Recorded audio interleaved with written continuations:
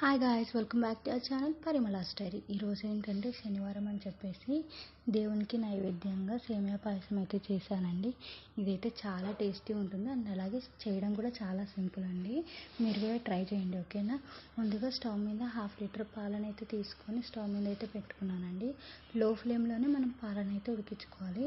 పక్కనే ఇంకొక stove on చేసుకొని బాండి పెట్టి అందులోకి ఒక టేబుల్ స్పూన్ దాకా అయితే నెయ్యి వేసుకొని ఒక కప్పు సేమియా వేసుకొని బాగా వేయించుకోవాలి. గోల్డెన్ బ్రౌన్ కలర్ వచ్చేదాకా చూస్తున్నారు కదా. సో అలా గోల్డెన్ బ్రౌన్ కలర్ వచ్చేదాకా వేయించుకోవాలన్నమాట లో ఫ్లేమ్లోనే. గీ ఫ్లేవర్ కూడా మనకి సేమియాకి బాగా పట్టిపోతుంది.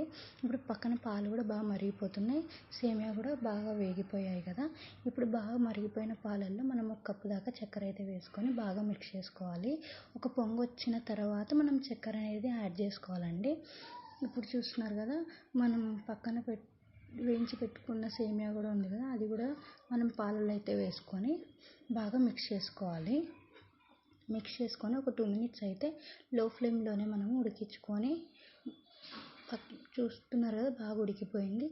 ఇప్పుడు మళ్ళీ ఒక 5 మినిట్స్ లిడ్ పెట్టుకొని ఉడికించుకున్నామంటే సేమియా కూడా బాగా ఉడికిపోతుంది. అంతే అండి, చాలా సింపుల్ సేమియా పాయసం. మీరు కూడా ట్రై చేయండి, ఓకేనా.